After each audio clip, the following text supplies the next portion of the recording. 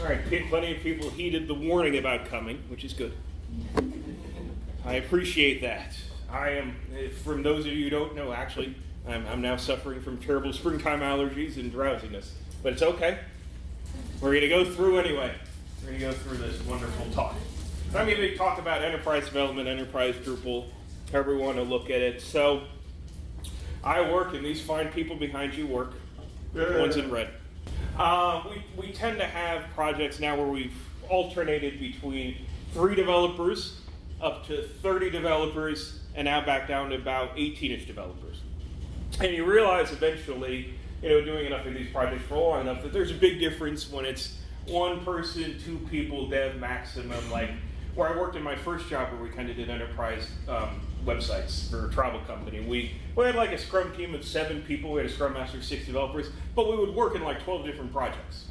So it's not like any one of us at any given time were paired up. Maybe a maximum like 3 people were paired up at a time. This one has been, like I said, between 3 and 30 and 20. So there's just some differences. So this is mostly a high level thing about, what can you do? What are the common things that you get involved in when you have a dev team that big? Some of it gets a little technical. This is not intended to be overly technical. I mentioned some direct commands in here, but we don't have to apply them and think about them too much.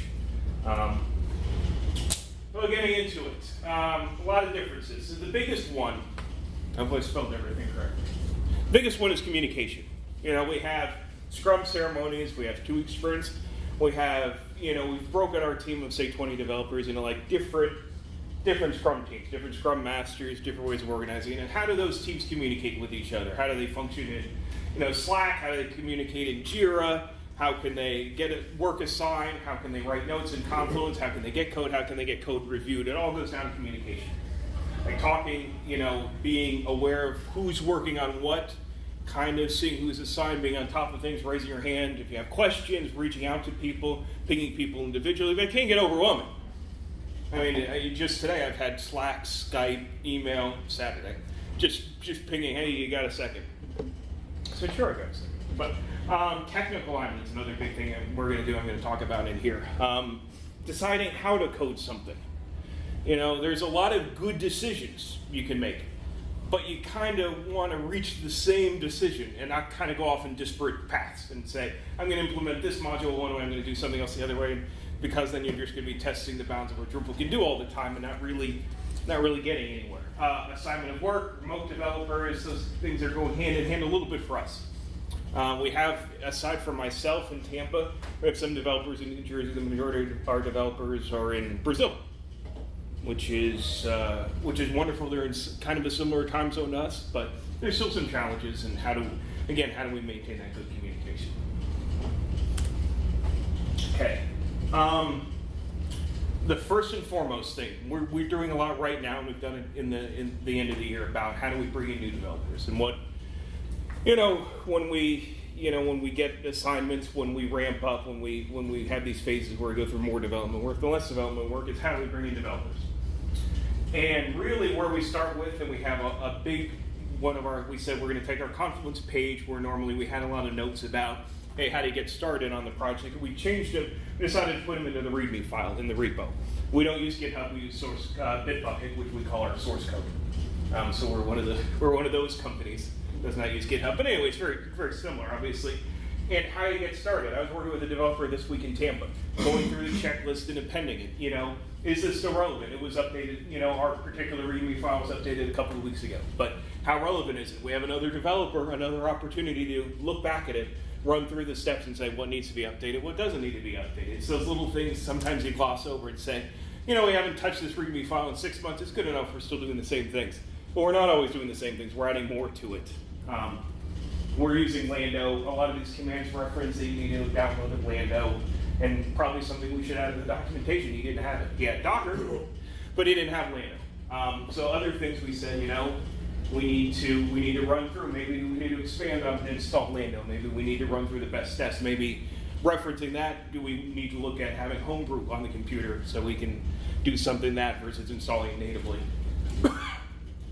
Just those kind of questions that pop up all the time. You tend to think about, hey, all the developers are going to stay on the project the whole time, we're going to align on it, and then we're going to go with it. Well, people come, people go.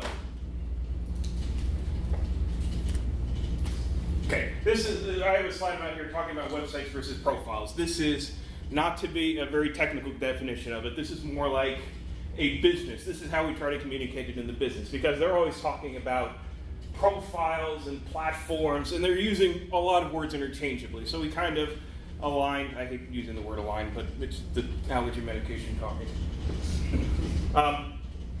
So we talk a lot about the website itself, like what is the ultimate goal, what are we trying to build, versus the profile, which is what we develop it for this project and for some other projects that share this profile. So we talk about the website being all the code necessary to make exactly what you're going to see in production. What code from the profile, custom modules, custom themes. We haven't really decoupled yet. We're not on that bandwagon yet. Hopefully soon. We're not there yet. So we have the theme built in. We've got Twig. We've got all the JavaScript and CSS in there. But what is getting translated exactly into the production website? And we contrast that with the profile. And we talk about Drupal installation profiles and profiles all the time there. And now we're using that word and introducing it more to the business. Profiles, it's the code necessary to make many different versions if you can pick and choose from it. And I'll get into the next slide more of the distinguishing factors we use with the business and we use with other developers when they're coming in. But it could be an identical, you could install the profile as a one-to-one, or you can make bits and pieces of it and make what you want out of it. Kind of like a grab bag, if you will. Real technical term, grab bag there.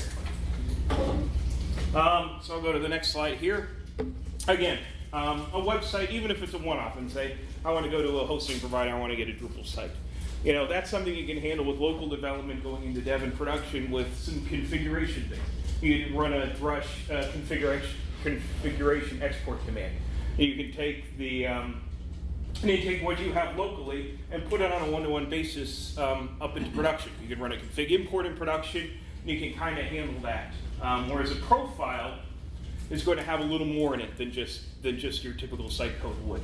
You can have custom modules in there that you've decided to create for some business purpose, custom themes, features. We also do features in Drupal 8. I know that's not a subject that's often discussed, but we actually still use features. And we use them kind of how features were originally determined to be used. Like they are chunks of code that relate in some meaningful way, like as a content type or as a entity type or a paragraph. We use a lot of paragraphs. Test scripts, custom scripts that have to do with pushing out to platform.sh or pushing out to Acquia. So they can function either as a base, like an installation theme, installation profile, or as a source of truth. We tend to use it as a source of truth. So going into the profile, Lightning, Thunder, a lot of these things which I refer to as installation profiles, and I think they call themselves installation profiles. It's like, okay, I'm going to start a Drupal project. I have these requirements for, maybe I'm image heavy, maybe I'm using it for news things, maybe I'm using it for events in some way, shape, or form, and we say, I don't want to start with a vanilla site. I don't want to just start with a vanilla Drupal installation out of the box. Maybe I want to embellish it some. I see Lightning, pretty wide adoption, Thunder, pretty wide adoption. Maybe I should use it as an installation profile.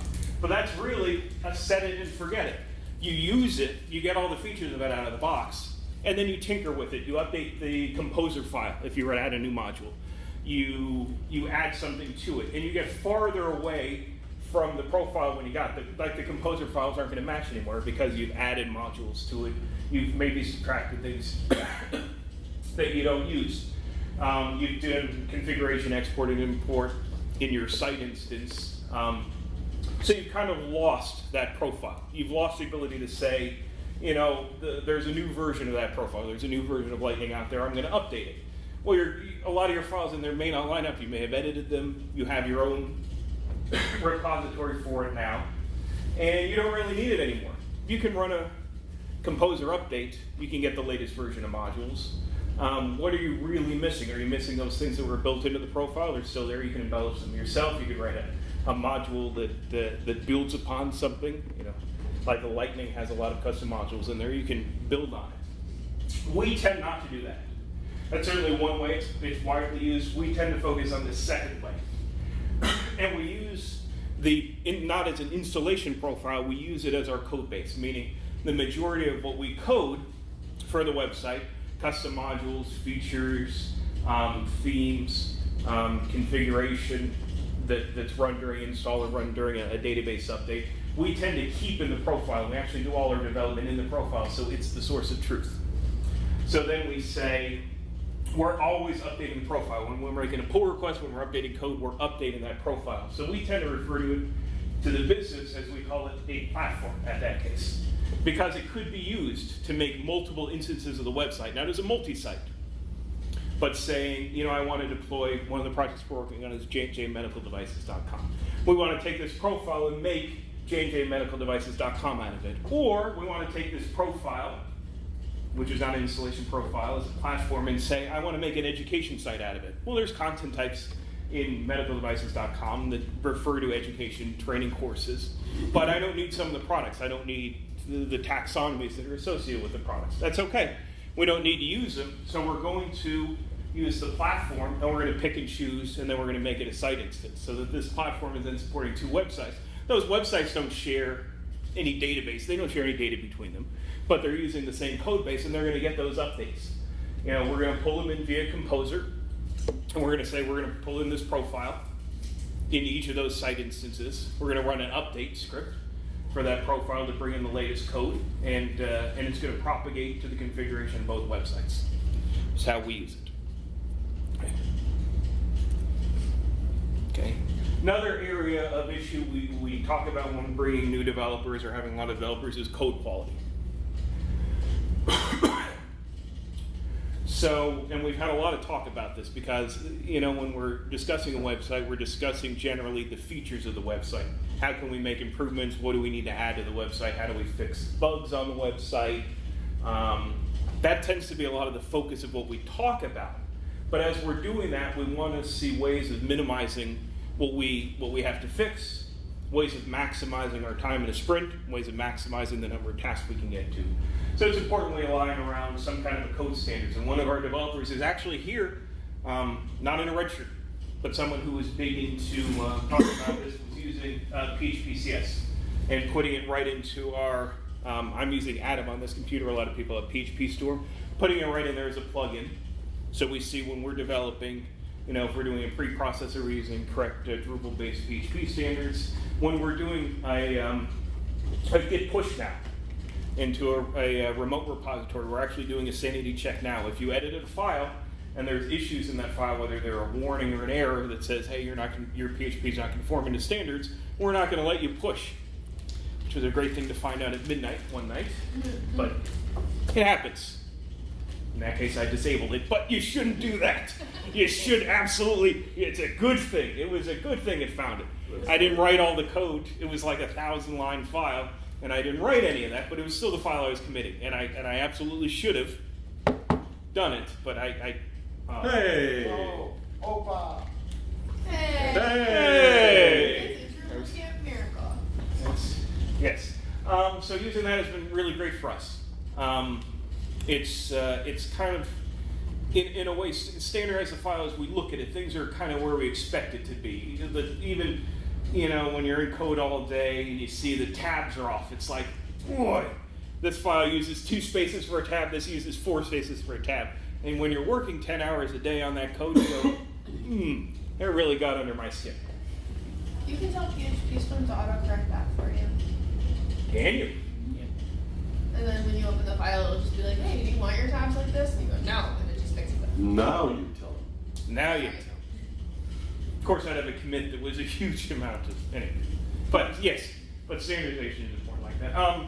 We're trying to do right now, and we've had developers. There's no invalid way of adding, you know, a class name to something. Whether you add it in the GUI through something like Fences, a Drupal 8 module, which allows you to add a custom class to it. You can add classes in twig file.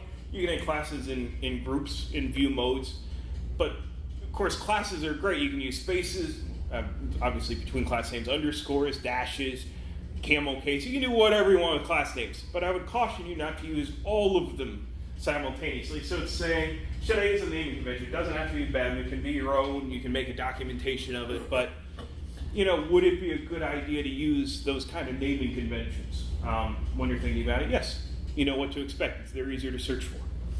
You can have a class name of card, and we have a bunch of cards on the website, and then card -- title, for instance.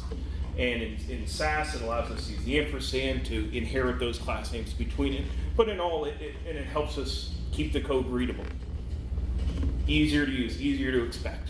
But again, you don't have to, you can say you can use camel case underscore stashes, but pick one of them and stick with it. Like another Moana reference. When the crab's going, look at one. Look at one. I've seen that movie. Try to use into atomic design principles. Again, we're on the path to. We're not in something like a pattern lab. We're not totally using atomic design. We have a design team for us, and they do a very good job of trying to enforce that themselves. When it gets to us, it gets to us in stages. Maybe something was developed previously, maybe something's being developed new. You know, the previous code has its standards, the new code has its standards. We're trying, we're on the path to adopting it as a principle of something we use, saying, you know, do we code a button, and then how does that button interact when we put it with a paragraph? And how does the button and paragraph interact when you add them with a title? And how do they interact with each other once you have 3 of them spaced across a column, and then you have a set of that, and then you make a whole page with it? As one example of how we want to use atomic design, we're getting there. We still have in this code base, even though it's brand new, 4 different ways of implementing a button. It's better than 17, it's still not 1. So we're getting there. And it's important we keep that as a goal of something we're going towards. Because once we get there, then we can look at introducing something like a pattern lab to making it our repository for handling those atomic designs. Generalizing and adopting code where we have possible is kind of a blanket statement. We had a function in our theme preprocess file where we wanted to look at the particular URL in a content type, and then we wanted to leverage that and use it elsewhere in some of the custom modules we were making. Something like that. We did a lot of content import, where we featureized some default content for some blocks we were putting into production. And originally we just had it for one content type because it was in one particular feature module. And we said, could we take that same function and just generalize it?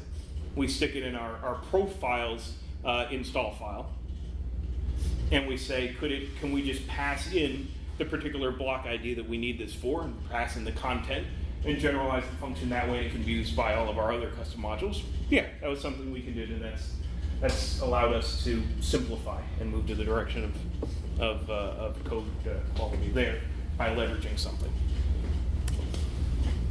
One of my favorite slides. When you're talking about code quality, obviously doing all your things locally, you know, you've committed 10 files, you're gonna write your commit message, maybe you're fixing a bug, and you say, I got my commit message, I fixed it. It's a nice version of saying things I've looked in a commit message. We need to give some meaning toward it. We need to say, when we're writing a commit, and maybe we're concatenating all the commits into one, instead of having 10 commits going, we put them into one, but we need to give it a meaningful name. Now, I like jokes. I think everyone in here knows I like bad jokes, but I like jokes. I also don't like nonsensical names as pull requests. I don't like cursing in commits. I don't like commits about, now I'm done, I'm going to the pub. And I have a couple of beers. It needs to be some kind of meaningful thing. And that ties in, it's like the final step in your code quality. You've done it locally, you're adopting all those principles I showed on the previous slide, and you say, I'm done, it's late, I gotta do this tomorrow. Last step, make it a good message, a good commit message, describing exactly what you're doing so other developers can see it. You know, if they're looking in the past, they might be looking at a new task and saying, I'm new to the project, maybe something like this has been done before. Maybe I need to find it in the code base. And of course they could search around the code base, maybe not find it, but if maybe they search in Bitbucket, then they search the titles, they see the commits that have gone into dev or the release environments, branches, and say, you know, this is something similar. I'm going to look through this pull request because I was able to find it. I'm going to see the kinds of files that were edited. Were they YAML files for config? Were they Twig files, JavaScript, CSS? Oh, that was what was done. Maybe I should apply that. Maybe I should use that same principle and apply it to what I'm doing. And then we have the consistency there. All helped out because we gave it a meaningful commit message. Unfortunately, I haven't found a plugin yet to enforce that. So if anyone, There you go.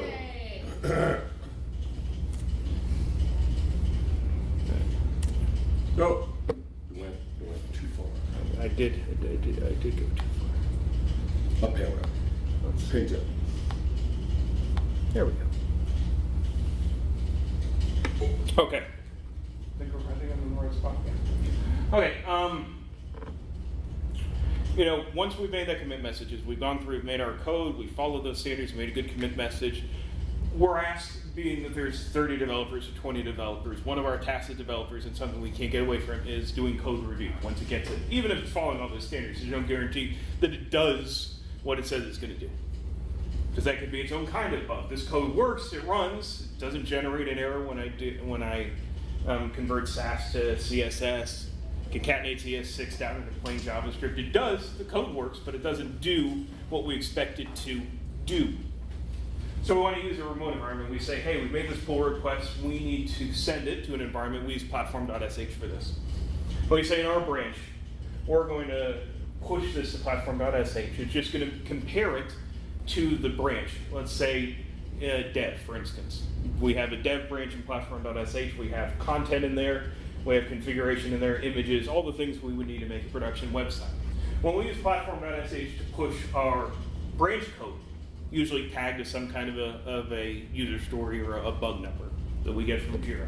When we push it into that environment, we can then see very clearly how does that environment, once it's built, once it does its config import, once it does whatever it needs to do, how does that compare to dev? We can look at them side by side. I've had two browsers open simultaneously on two different screens. And does that address it? Do I have to go in the CMS portion of Drupal? Do I have to say, okay, this field does what it has to do. It has the options it needs. It's generating properly. Do I need to look at it in the front end? How can I compare it? Do I need to inspect it? Whatever I have to do. But as part of that code review, we've automated some of it, obviously, by using coding standards. But does it do? So we can look at them side by side. We can look at the environment and say, before we merge this code and before we get approval to merge this code, does it work? Because if it doesn't work and we approve it anyway, we send it to our testing team, like Lulu, and she looks at it and goes, did you even look at it? Now, not that you would put it that bluntly, but did you do your due diligence as a developer to say, you know what, I think all this code is effective, I think it works. It translates well. Our big key is we have a multilingual site, and we need to make sure it translates well between regions, and even within one country it could have multiple language options. That's certainly one of the things we look for. Also when we're reviewing the PR, there are some teams I've been on that say, it's not great if you were to delete code that's there. It's better to leave something in place and code around it, if you will, sometimes quicker. I encourage developers that are doing this, don't be afraid to delete something. But if you delete something or generalize it or change a naming convention, when you do that, make sure you test it in every instance that particular block could show up, or that particular layout could show up. Test it in a lot of different places, not just the page you're working on, if it's a bug fix. Test it in a lot of different places.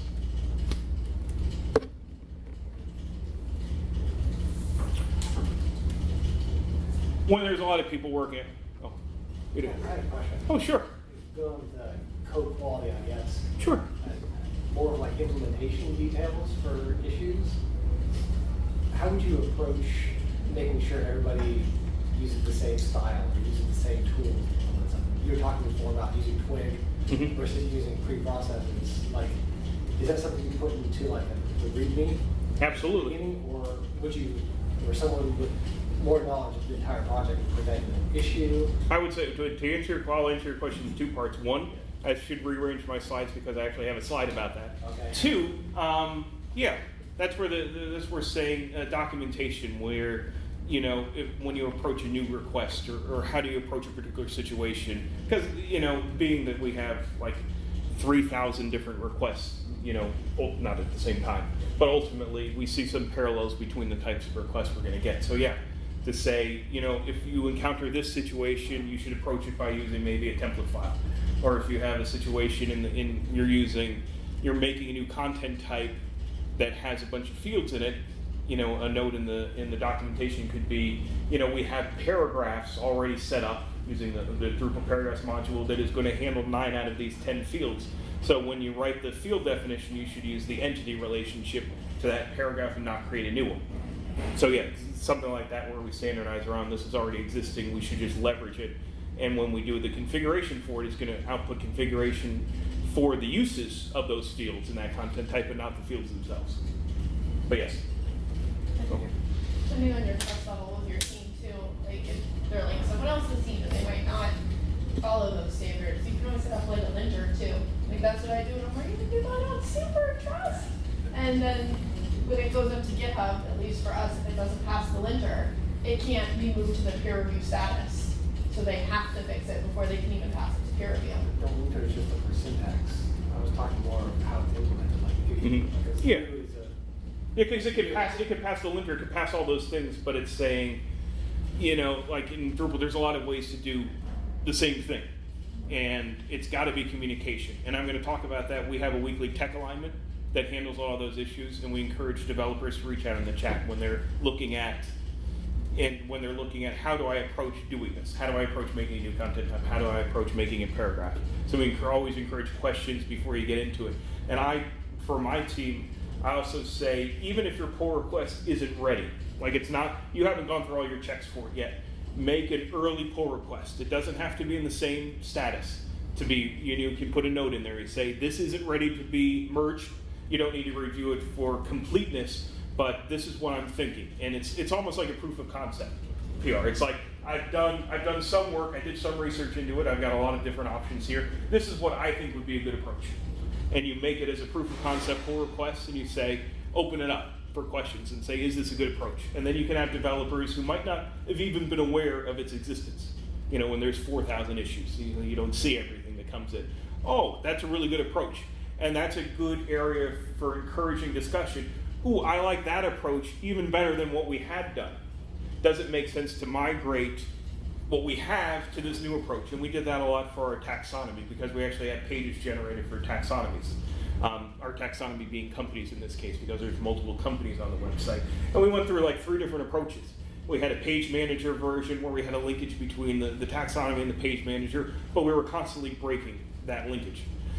So we had another developer say, could we use Panelizer and panelize those custom blocks that we normally put in page manager, and can we put them in the taxonomy? And that, that was different than what we had in production, but we decided to go with that approach. And it took some refactoring, but it was a good opportunity to say, hey, even though this isn't how you've been doing it, I like this better. I think the content team might like this better as well. I don't know if that answered your question fully, but I hope it got on the way to. And good to point out that I should rearrange these slides as well. Going into where we were talking about making pull requests and making those commits and saying, okay, you could have been working on a pull request for a week. It's not unfathomable that if you're working on multiple files in your pull request and perhaps there was a bug fix or some other area that also was editing the same files, you could easily get in a situation where you have a merge conflict. It's pretty common. We have a lot of developers working on the same kinds of files, especially config files, info files, pre-processed files, where you're always adding something to the bottom of the file, and it kind of makes a natural conflict. 2 developers adding new lines to the end of the file is the most common thing we see. The first PR into dev added something to the bottom of the file is probably going to be okay, but if you went from the same source at about the same time, the next PR is going to naturally have a merge conflict. Another merge conflict we see all the time is, of course, working on 2 different blocks. I took a screenshot of this because this was me yesterday working through this particular merge conflict. So block of CSS, it had just been done, it had been a bug fix upstream, and then there was a different, kind of a generalized fix for it later. So the bug fix was conflicting with the more generalized fix with 2 different PRs. 2 distinct ways we use to do it, or two ways I've seen development teams do it. I shouldn't say we should use both, would be either through a merge or a rebase. And they're very similar things. They tend to solve the same problem. They can help with a merge conflict issue. They can help with a myriad of other issues, especially if all you need to do is update an environment with some new code. Let's say you created an environment in the past, you created it a week ago, you want to bring in a week's worth of changes into your environment, but also show off the new code that you've been writing. And strategies are you can do a merge or a rebase. I don't necessarily think that one is better than the other. They're very similar. I'll go into the next slide. In fact, when I was writing this, I thought to myself those seem pretty similar. The sequencing is the big difference there. So when you've done your commits and you want to merge the destination branch into it or the upstream to get the latest code. If you're resolving a merge conflict issue or you just want to get the latest code in there. It's going to take sequentially, they're the opposites of each other. So when you do a merge, you say, okay, here's my first here's my first commit, my second commit, my third commit. I'm then going to take the upstream changes, the latest, and put them at the top of mine. So then in the history, you see, okay, I made my first commit, my second commit, my third commit, then I did a merge, and then I got the latest code. When you make a PR, when you update your pull request, that's going to automatically update. It's not going to make a pull request for the new code versus the new code you just merged into it. It's still going to, the pull request is still just going to be your changes. And it will cure the rebase issue because you'll have been in your code editor and you'll have seen from the previous side those areas where the code was conflicting and you made an update for it. The difference is on the rebase, it's going to say, okay, I've got my destination code, all the latest. I've got my commits in my new branch. It's going to say, you know what? We're going to take the latest code and we're going to insert it in the past in your history. We're going to rewrite your history for you. We're going to take that code, which is the latest from your destination, put it at the bottom, and then layer your commits on top of it. I tend to think that's the preferred solution we've agreed to use as a team. It's not the quickest. To me, it's not as quick as doing a merge, to fix a merge conflict issue, but it's a more elegant solution. Although you might have to constantly reapply your changes to it if you have multiple commits. As you're in Git, you can say, I can fix it, then I'll continue, then you might have to fix it again and continue, you might have to fix it again. But the pull request itself, once you're done with the rebase, tends to be more elegant. You see less merge dev branch into your branch as one of your commit messages. But I don't think one's necessarily better than the other. They both ultimately do the same thing. They both ultimately are going to get your code from your branch into dev. Just be consistent. Pick one and stick with it. To me, it doesn't matter which. Talk amongst yourselves. Say, you know what? I'm going to use merges. And you got 10 people wanting to use merges. Well, I want to use rebase. You got 10 people doing rebase. Have a rumble outside. Go get baseball bats. I'm not advocating for this. And pick one.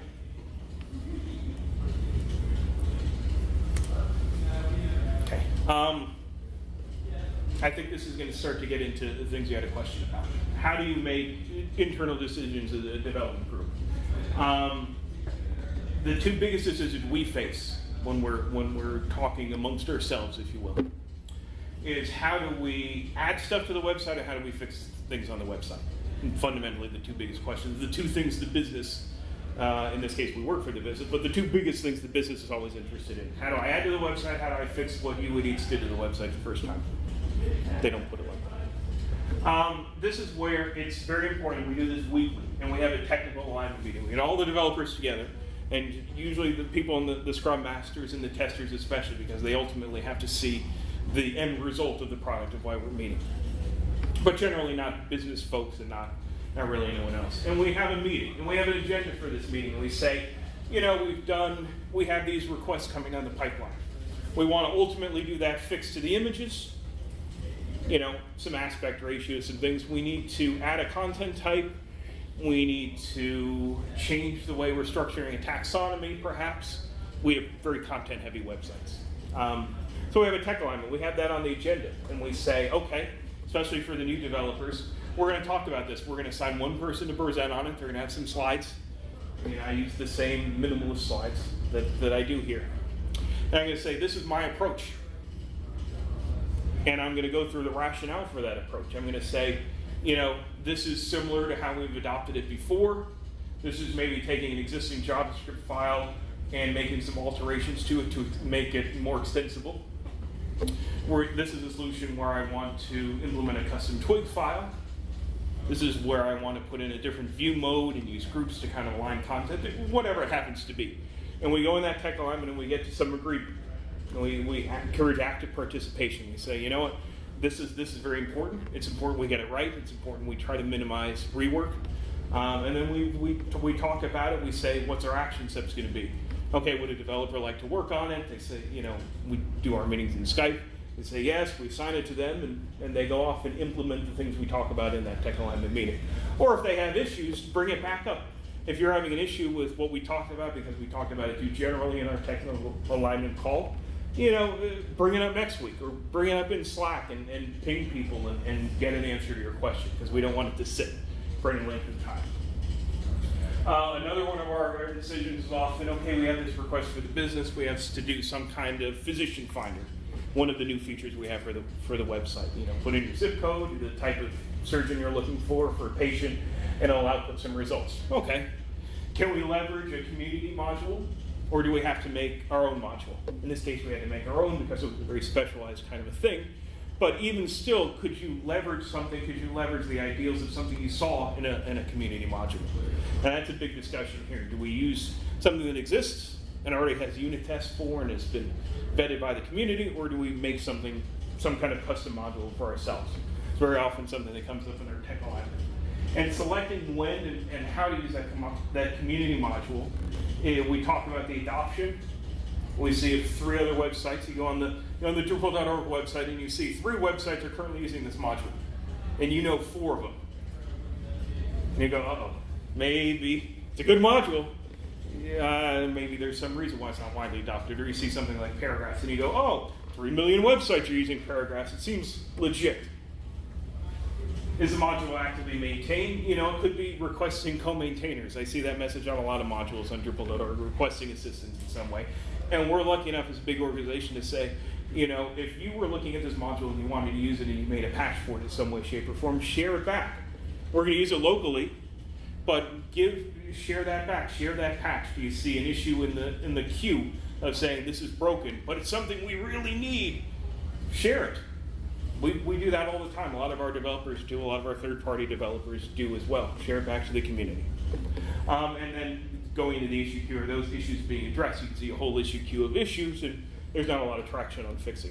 Yes? When you guys do custom development for internal use, like the physician finder, do you guys contribute that too, or do you keep that? We originally, no. But it's a new goal of our company to say, yes, we are going to, those kind of things, maybe not those really specialized things, but yes, if we were to make something, an embellishment, we've had a lot of issues with paragraphs in translation, for instance. And we've talked about making a module to help with that, because we really need not only the instance of the paragraph to be translated, but the items in the paragraph to be translated. I know that's been a big issue in the community, but if we were to address that, that's something we would say, yes, we would make it a community module. To something that's really specialized, like a physician locator, probably not. Not that it's proprietary, just the use case is really narrow. But something more generalized, like something in paragraphs or images or the other things we use for content building, yes. And we didn't always do that, but that's been because one of the people that work at Johnson & Johnson is now on the Drupal Association Council, and that's been a big focus of his as well, that we share back. So I think it's a good thing. I'm in favor of it. Organizing code. This again talks to the alignment. Are you use configuration management? Are you use features? Are you use theme patterns versus one-off code components? Where I'm gonna have 100 different components in a CSS file, and there might be 10 buttons in those files. I don't care. Versus patterns, templates, view modes, pre-processing. There's no right way or wrong way for that. Just as long as you have some kind of alignment to say, this is what we're going to do, and we're going to go with it. That's not to say one is any better than the other. One might be easier to maintain in the future than the other, but once you have that alignment, go with it. This is a simple one.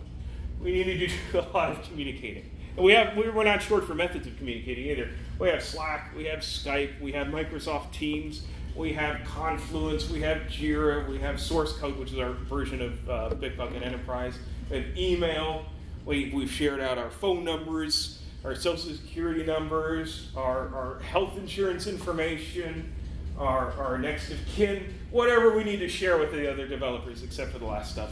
I'm joking to anyone listening to this in the future. Share out what you need to. It's very important that if you have an issue, and not to say you shouldn't thoroughly look into solving that issue yourself, and not to say you shouldn't spend 30 minutes on Stack Overflow looking for an answer or expert Googling.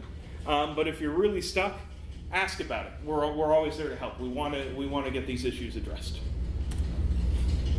And it's important to be as consistent, no matter what decisions you've made. And they don't have to be necessarily the perfect decision. But you have an iterative process to say, you know what, we're going to make this decision. We're going to go with a profile. We're going to go with features. We're going to go with minimum custom code. Stick with it. Stick with it until you have a situation where you need to address it holistically, versus making a piecemeal decision to keep switching what your target is. And the development team is not going to reach their full potential. Not going to have a good velocity. They're going to have a lot of bugs and defects unless you stick with some kind of a process that you can all agree to. Oh, well, that's it. That was actually the last slide is just a thank you and ask if you have any questions, which magically showed back up. Okay. So, let me open it up. Questions for anyone in here? Questions, concerns, comments, questioning the association folks for putting me in charge of a presentation, anything you may have. I'll take the silence as a good thing, I hope. There's a lot. Thank you.